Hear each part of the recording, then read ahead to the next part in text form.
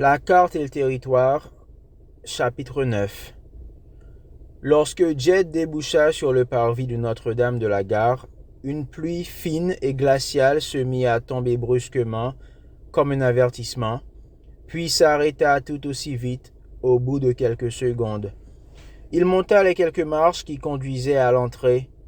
Les portes de l'église étaient comme toujours grandes ouvertes, à 2 battants. L'intérieur paraissait désert. Il hésita, puis se retourna. La rue Jeanne d'Arc descendait jusqu'au boulevard Vincent-Auriol, que surplombait le métro aérien. Au loin, on apercevait le dôme du Panthéon. Le ciel était d'un gris sombre et mat.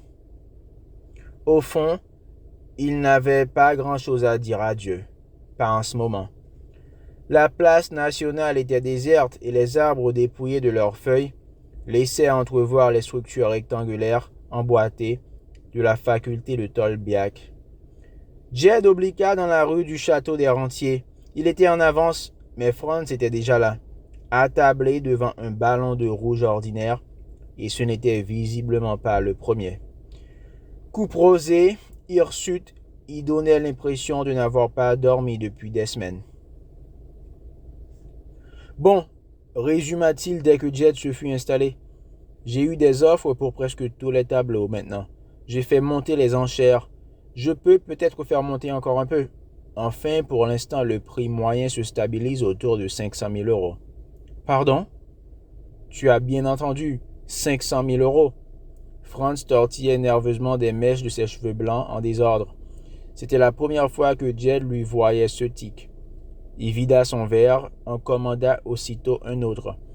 Si je vends maintenant, poursuivit-il, on touchera 30 millions d'euros environ.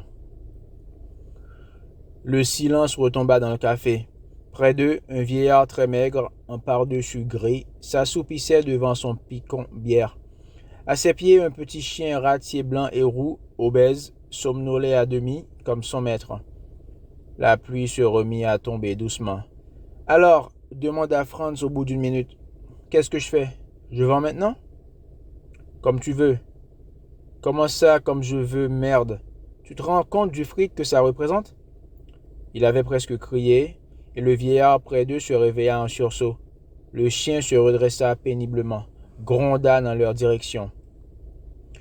15 millions d'euros. 15 millions d'euros chacun, poursuivit Franz plus doucement, mais d'une voix étranglée. Et j'ai l'impression que ça ne te fait ni chaud ni froid. Si, excuse-moi, répondit rapidement Jed. Disons que je suis sous le choc, ajouta-t-il un peu plus tard. Franz le considéra avec un mélange de suspicion et de cœurement. Bon, ok, dit-il finalement.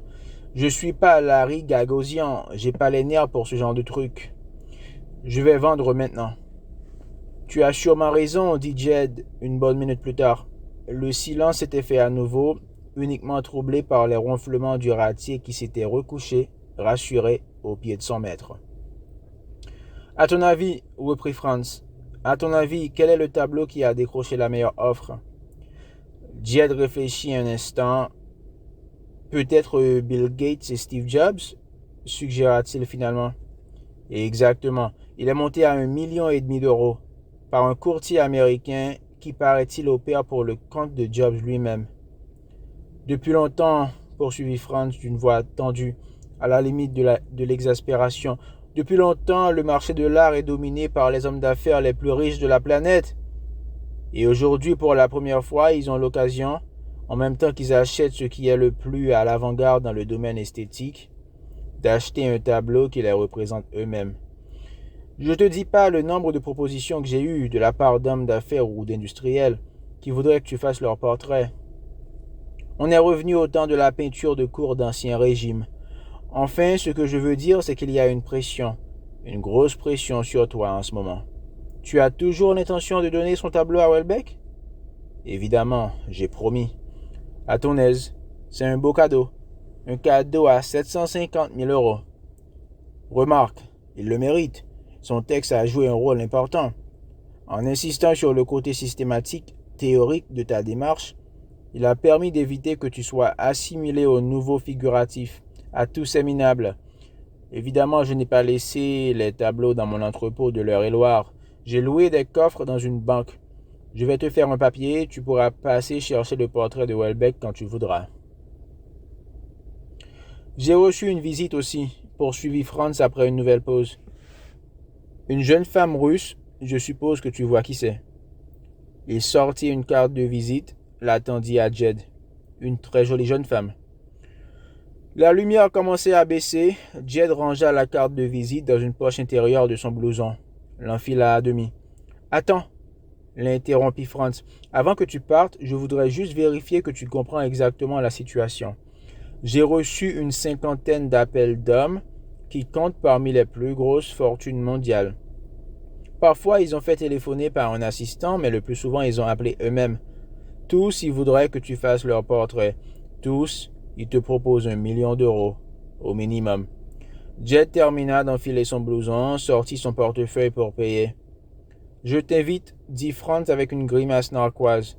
Ne réponds pas, ce n'est pas la peine, je sais exactement ce que tu vas dire. Tu vas demander à réfléchir.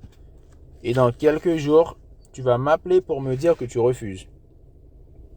Et puis tu vas arrêter. Je commence à te connaître, tu as toujours été comme ça. Déjà à l'époque des cartes Michelin. Tu travailles, tu t'acharnes dans ton coin pendant des années. Et puis dès que ton travail est exposé, dès que tu as accès à la reconnaissance, tu laisses tomber. Il y a de petites différences. Là, je commençais à piétiner au moment où j'ai laissé tomber Damien Hirst et Jeff Koons se partageant le marché de l'art. Oui, je sais, c'est même ce qui m'a décidé à organiser l'exposition. Je suis content d'ailleurs que tu n'aies pas terminé ce tableau. Pourtant, j'aimais bien l'idée, le projet avait une pertinence historique. C'était un témoignage assez juste sur la situation de l'art à un moment donné. Il y a eu en effet une espèce de partage. D'un côté le fun, le sexe, le kitsch, l'innocence. De l'autre, le trash, la mort, le cynisme.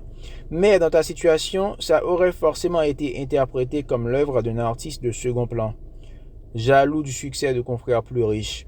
On en est à un point de toute façon où le succès en termes de marché justifie et valide n'importe quoi, remplace toutes les théories. Personne n'est capable de voir plus loin. Absolument personne. Maintenant, ce tableau, tu pourrais te le permettre. Tu es devenu l'artiste français le mieux payé du moment. Mais je sais que tu ne le peindras pas. Tu vas passer à autre chose. Tu vas peut-être simplement arrêter les portraits. Ou arrêter la peinture figurative en général. Ou arrêter la peinture tout court. Peut-être revenir à la photographie.